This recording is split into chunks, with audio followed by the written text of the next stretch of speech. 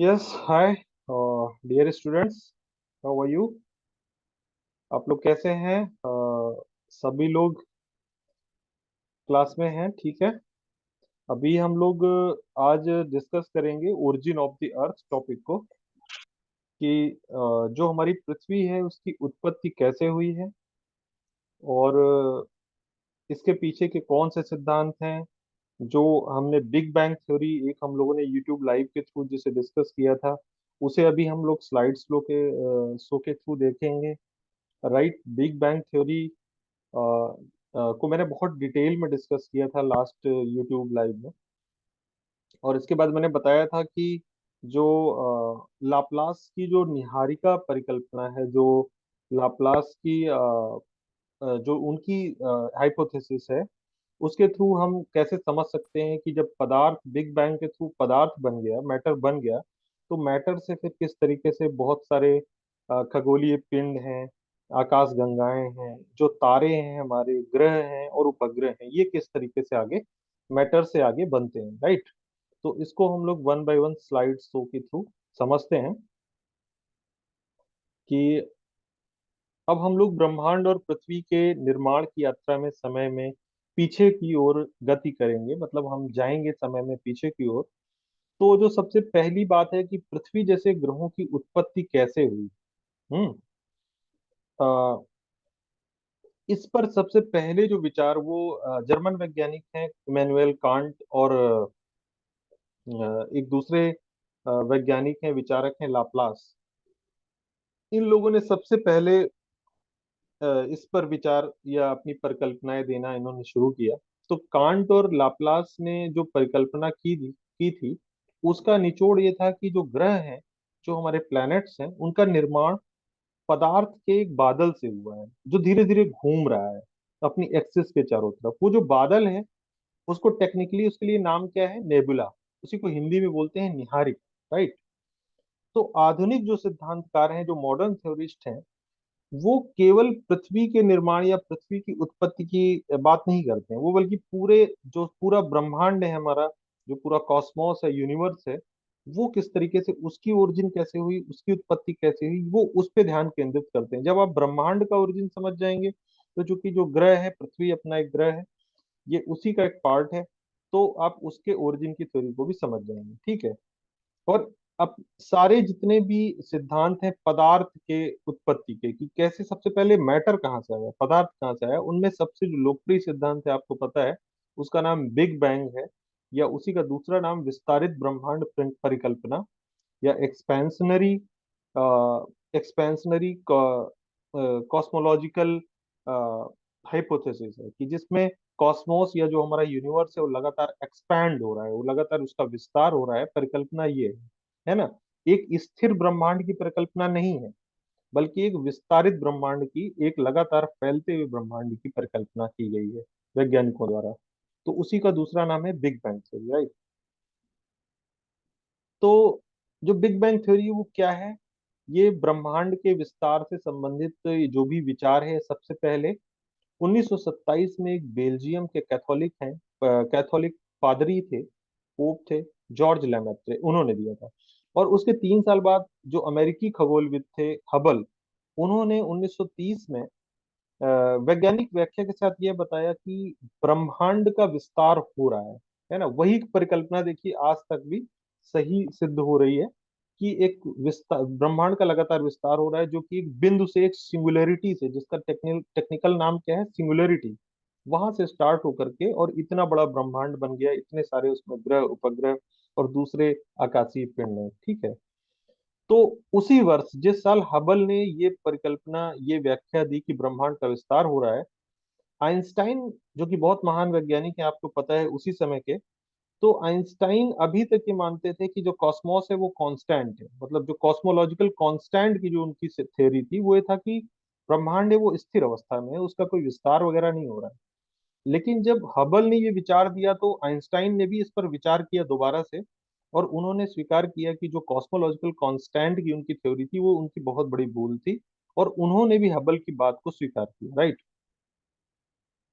तो ये एक बहुत बड़ी बात है। उस दिन भी मैंने बताया था कि इतने बड़े महान वैज्ञानिक भी एक अपने से छोटे वैज्ञानिक की बात को मान लेते हैं और अपनी भूल को स्वीकार कर लेते हैं। ये उनकी महानता है, उनकी हम मतलब ये बताता है कि आइंस्टाइन कितने हम्बल थे, इतने महान वैज्ञानिक होने के बावजूद भी कितने हम्बल, कितने विनम्र थे। तो भौतिकविदों ने बाद में बिग बैंग सिद्धांत का निर्माण किया और उसका सार निकाला कि वह स्थान जहां से ब्रह्मांड का विस्तार शुरू हुआ, है ना, उस स्थान को या उस पर्टिकुलर पॉइंट को सिंगुलरिटी कहते हैं। सिंगुलरिटी क्या है? एक बहुत ही छोटा सा पॉइंट जिसमें इनफाइनाइट डेंसिटी और इनफाइनाइट ग्रेविटी हो, मतलब एक अनंत घनत्व और अनंत गुरुत्व वाला एक बिंदु है, जिसका टेक्निकल नेम क्या है? सिंगुलरिटी, जहां से एक तरीके से ब्रह्मांड का प्रारंभ होता है, उसका आरंभ होता है, वहीं से वो शुरुआत होती है पदार्थ के बनने की। तो आगे हम लोग समझते हैं कि वो जो सेकंड का पहला पहला ही अंश रहा होगा ब्रह्मांड के विस्तार का, उसी में बहुत असाधारण तरीके से ब्रह्मांड का विस्तार हो जाता है और आश्चर्य से भर देने वाले उस बेहद छोटे से पल में ब्रह्मांड परमाणु के नाभिक से शुरू होकर के और रेत के कण के आकार तक पहुंच गया। और इस प्रक्रिया को क्या बोलते हैं? Cosmic inflation. तो कॉस्मिक इन्फ्लेशन, राइट। म्यूट कर लीजिए जिसका भी अभी जिस तरफ से नॉइज आ रही है, म्यूट कर लीजिए प्लीज। तो इस प्रक्रिया को, जो कि सिंगुलरिटी से फिर ब्रह्मांड का विस्तार शुरू हो गया, उस प्रक्रिया को क्या कहते हैं? Cosmic inflation. जब विस्तार थोड़ा सा मंद हुआ, तो वो ताकतें जो इस विस्तार का कारण थी, वो पदार्थ और ऊर्जा में बदलकर ब्रह्मांड में भर गई, है ना। एक तरीके से जो शुरुआत हो गई पदार्थ के बनने की। और शुरुआत में जो ब्रह्मांड था वो बेहद गर्म और सघन था, और जो सब एटॉमिक पार्टिकल सबसे पहले बने होंगे, प्रोटॉन, न्यूट्रॉन, इलेक्ट्रॉन वगैरह, उन सब ने मिल करके, जुड़ करके परमाणु का निर्माण किया, एटॉम का निर्माण किया। और एटॉम से, एटॉम की जब बात आती है तो जो सबसे हल्के तत्व हैं उनके एटॉम सबसे पहले बने होंगे, जैसे आपको पता है कि हाइड्रोजन और हीलियम। और ब्रह्मांड में जो भी तारे हैं, आपको पता है जैसे सूर्य भी अपना एक तारा है, तो वहां पर सबसे ज्यादा मात्रा में यही दोनों तत्व हैं, हाइड्रोजन और हीलियम। और आपको ये भी मालूम है कि इसके संलयन से, नाभिकीय संलयन से, जो न्यूक्लियर फ्यूजन है, उससे बहुत ज्यादा मात्रा में ऊर्जा निकलती है आज भी, और उस समय भी निकली होगी। तो ये जो तारे हैं ब्रह्मांड में, ये जो बहुत सारे स्टार्स हैं सूर्य जैसे, ये इसी हाइड्रोजन और हीलियम के रॉ मटेरियल का यूज करके ये चमकते हैं। चमकने का मतलब इनके अंदर जो एनर्जी जो पैदा होती है, और ये वो फिगर है जो आप देख पा रहे होंगे, कि जिसमें हम देख पा रहे हैं कि जारी है आकाश गंगाओं का निर्माण। इस तरीके से बिग बैंग कभी हुआ होगा, है ना। वो कौन सा समय था? मतलब बहुत ही पुराना, 14 अरब वर्ष पहले, है ना। आज से तो उस समय कभी जो विस्तार हुआ, जो एकदम से जो बिग बैंग विस्फोट हुआ, तो उससे ब्रह्मांड सूक्ष्म तरंग पृष्ठभूमि पैदा हुई, जिसको कॉस्मोलॉजिकल माइक्रोवेव बैकग्राउंड बोलते हैं, cosmic microwave background, CMB short में। और फिर उससे ब्रह्मांड का विस्तार शुरू हुआ, जिसको इन्फ्लेशन बोल रहे हैं। और फिर अणु बने, फिर पदार्थ बने, आकाश गंगाएं बनी। फिर आकाश गंगा के बाद हमारे सौर मंडल का निर्माण, उसी आकाश गंगा के अंदर हमारे सौर मंडल का निर्माण होता है। हमारा सूर्य बनता है, उसके चारों तरफ बहुत सारे ग्रहों का निर्माण होता है, और ग्रहों के चारों तरफ घूमने वाले उपग्रहों का निर्माण होता है ना। तो इस तरीके से ये प्रक्रिया समय के साथ आगे बढ़ती गई, राइट। तो जैसे जैसे प्रकाश फोटान उत्सर्जित होते गए, नवगठित पदार्थ सिकुड़ने लगे और अलग अलग घनत्व वाले क्षेत्रों में संगमित होने लगे। और उच्च घनत्व वाले क्षेत्र गैस के बादलों में, जिसको हम नेबुला बोलते हैं, फिर उन्हीं नेबुला के अंदर सितारे, तारे बनने लगे, और अंत में बहुत सारे तारे और उनके चारों तरफ ग्रह उपग्रह मिल करके आकाश गंगाएं बन गई, बहुत सारी गैलेक्सीज बन गई। और लगभग 5 अरब साल पहले, अभी से लगभग 5 अरब साल पहले ही पृथ्वी ग्रह से युक्त सौर प्रणाली, जो हमारा सौर मंडल सर है, उस, हाँ, राइट, हाँ बोलिए। कोई सर डिस्टरबेंस हो? वॉइस कट कट के आ रही है। वॉइस कट सर कर रही आपकी है? आवाज क्लियर नहीं आ रही। क्या आ अच्छा, रही? आई थिंक कुछ इंटरनेट का इशू हो सकता है ना। तो थोड़ा सा आप, आपको अच्छा स्क्रीन दिख रही है? स्क्रीन दिख रही है? Yes sir. स्क्रीन दिख रही है तो आप लोग थोड़ा सा आवाज नहीं स्क्रीन में पढ़ते हुए, मतलब आ थोड़ा सा करना पड़ेगा। हम्म, ठीक है। तो मैं किसी ऐसी जगह पर जहाँ पर थोड़ा सा नेटवर्क थोड़ा सा वो है वीक है ना, थोड़ा मैनेज करना पड़ेगा। राइट।